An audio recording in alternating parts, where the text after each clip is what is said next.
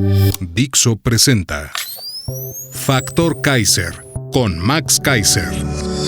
Dixo is back. Una nueva manera de acercarse a la realidad y de buscar la verdad. Información trascendente. Factor de cambio. Factor Kaiser. Tema número 1. Sí había conflicto de interés por la Casa Gris del Junior López. Tema número 2. 5 estados gobernados por Morena son los peores en acceso a la salud. Tema número 3. Cobertura desigual en medios de comunicación masiva.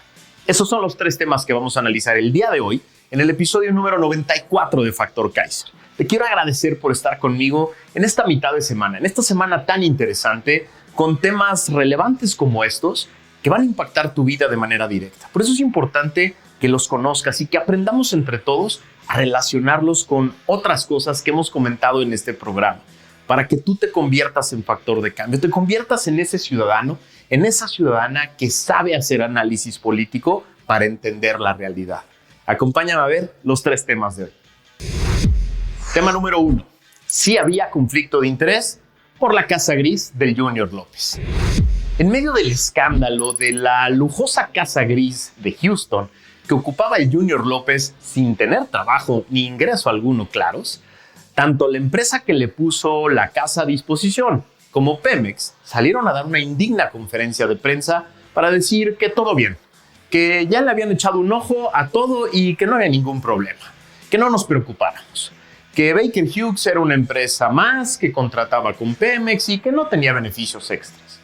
En el episodio 80 de Factor Kaiser ya habíamos platicado que Baker Hughes es la empresa consentida de Pemex en este sexenio.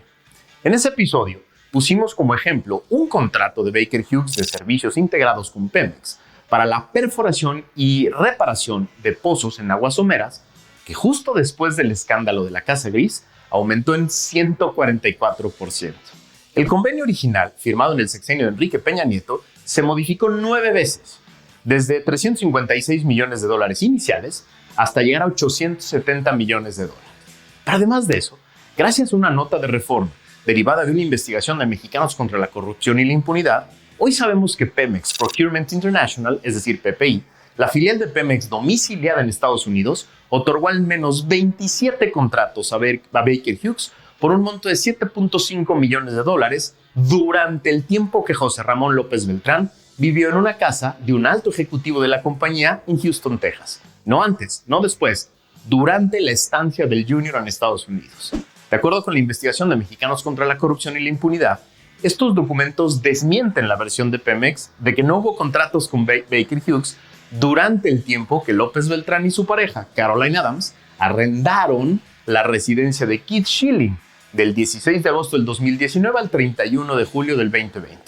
Schilling fue directivo para Norteamérica en el periodo en que el hijo mayor de López, el Junior, habitó su residencia. En la indigna conferencia de prensa, Pemex y la empresa dijeron que Schilling, quien su propio perfil de LinkedIn señalaba haber sido director comercial y de ventas para el área de Houston, había laborado para la división de Norteamérica, donde según Pemex y Baker Hughes no había tenido relación alguna con México. Cito la conferencia de prensa. México no está incluido en la región de Norteamérica para Baker Hughes. Internamente, las ventas y operaciones en México están organizadas dentro de la entidad separada denominada Latinoamérica y Sudamérica. Eso dijeron. Sin embargo, Mexicanos contra la Corrupción encontró vía ley de transparencia documentos que evidencian lo contrario, pues hubo 27 contratos suscritos entre PPI y distintas filiales de Baker Hughes en ese lapso por un total de $7.5 millones. Cito.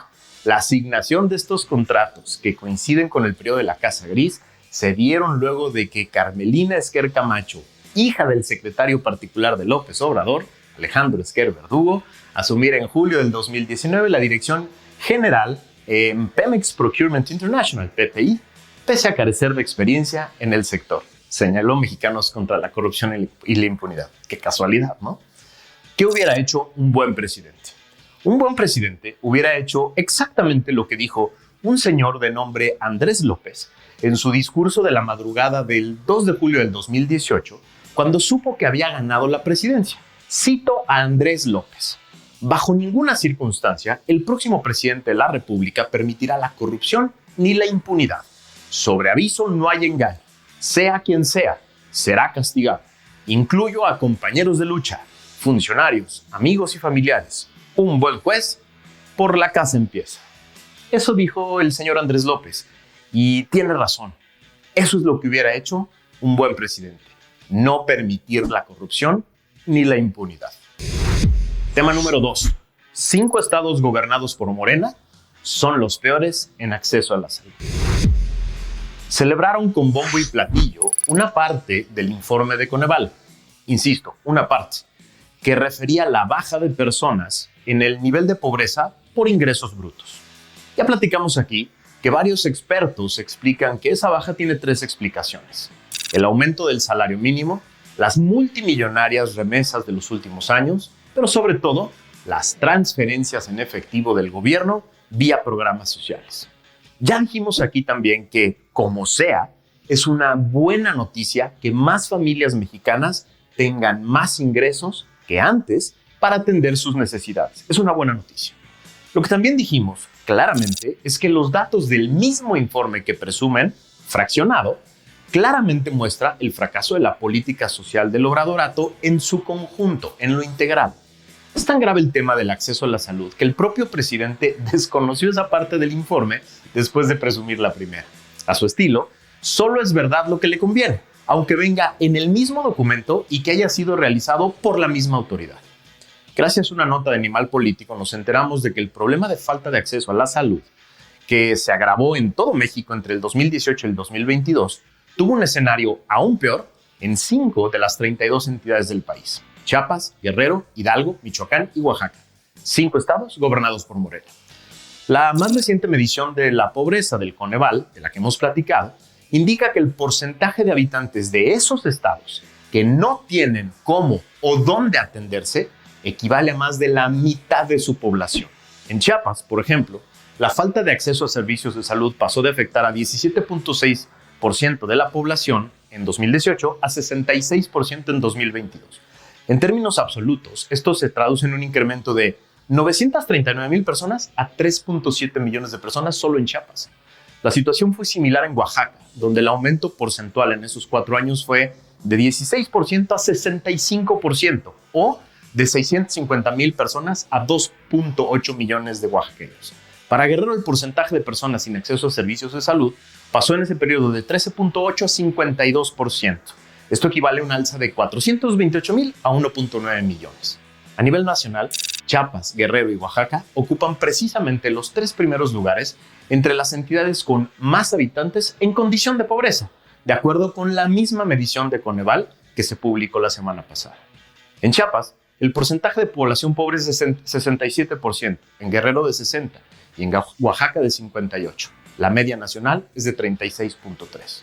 Pero no solo es eso. Gracias a otra nota de Animal Político, nos enteramos de que Veracruz, Tabasco, Oaxaca, Guerrero y Chiapas, todos gobernados por Morena, también son las entidades de México que registran los mayores déficits de servicios de salud para el cuidado de las infancias, personas mayores y con discapacidad. Esto implica que, por ejemplo, para el caso de quienes tienen más de 65 años de edad, población para la que menos establecimientos existen, en Veracruz hay solo una instalación por cada 13,000 personas.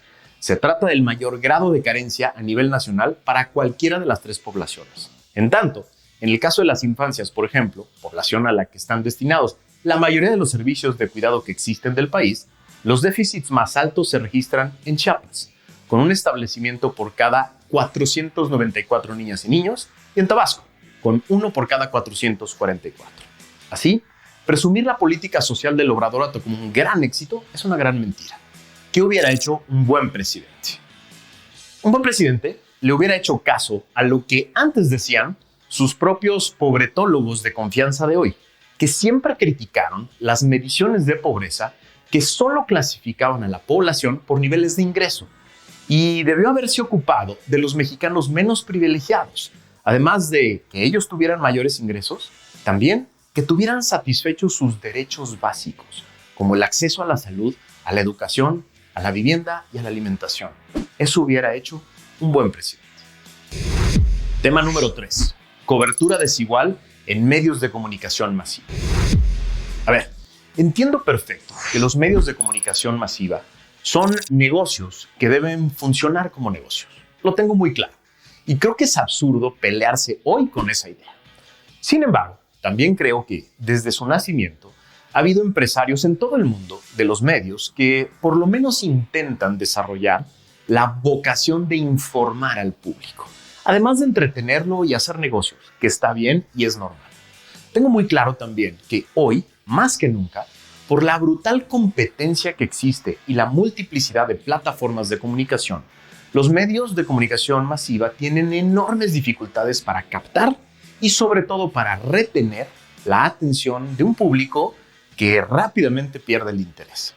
Justo por eso, me resulta tan ilógico y difícil de entender que la gran mayoría de los medios mexicanos le dediquen 2 horas completas, de lunes a viernes, en sus diversas plataformas y canales, a pasar íntegro el absurdo show cómico musical conocido como La Mañanera. Le dediquen además a ese show el tiempo de reporteros y comunicadores para comentar los absurdos y mentiras que ahí se dijeron en tweets, en reportajes, notas, cápsulas que pasan todo el día en sus diversos canales. Pero ahora además, no solo es La Mañanera.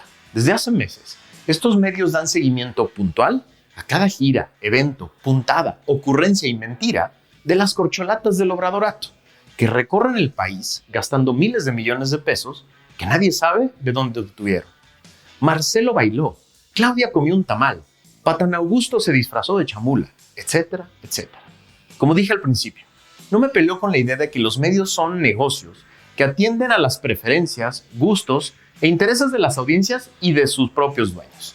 Justo por eso, me pregunto, ¿son La Mañanera y las campañas de las corcholatas eventos de tan alto interés del público en general que merecen tanto espacio, atención y recursos de los medios?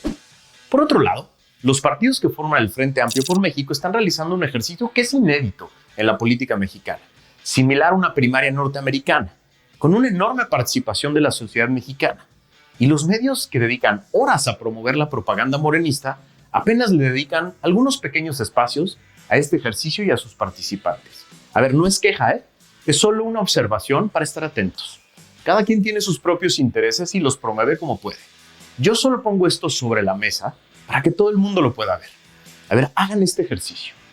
En alguno de los medios de comunicación masiva de su preferencia, cuenten el número de minutos, notas, cápsulas, espacios, tweets y publicaciones que le dedican al presidente y a sus mañaneras y a las campañas de sus corcholatas. Y luego hagan lo mismo con los espacios que le dedican a la oposición y a sus precandidatos. Se van a sorprender. Así, cuando alguien dice, es que no hay oposición, quizás solo se refiera a la imposibilidad de ver y escuchar lo que están diciendo y haciendo, porque la cobertura es desigual. Insisto, esto no es una queja, no me estoy dando golpes de pecho. Por años, Morena y todos sus aliados insistieron que había una cobertura desigual en los medios de comunicación. Fue tan dura y fue tan vehemente su insistencia que se hicieron varias reformas a la Constitución y a las leyes para obligar a los medios de comunicación a pasar programas de los partidos políticos y comerciales de los partidos políticos de forma obligatoria. Los medios tienen que poner de pronto cápsulas y programas del PT y del Verde diciendo cuánta tontería se les ocurre. Esta insistencia vino de quienes hoy gobiernan, porque la cobertura era desigual, pero hoy también lo es. Y es importante que tú lo sepas, para que tengas la capacidad de buscar lo que está pasando con todos los participantes de estos procesos, para que tú seas el que tome la decisión, para que tú formes tu propio criterio, para que no te dejes engañar tan fácilmente. Cada quien tiene sus intereses, cada quien los promoverá. El chiste es que los sepamos, que los conozcamos, que los podamos ver, para que cada uno generemos nuestro propio criterio y podamos tomar una buena decisión el año que entra. Gracias por haberme acompañado en este episodio. Nos vemos el que sigue.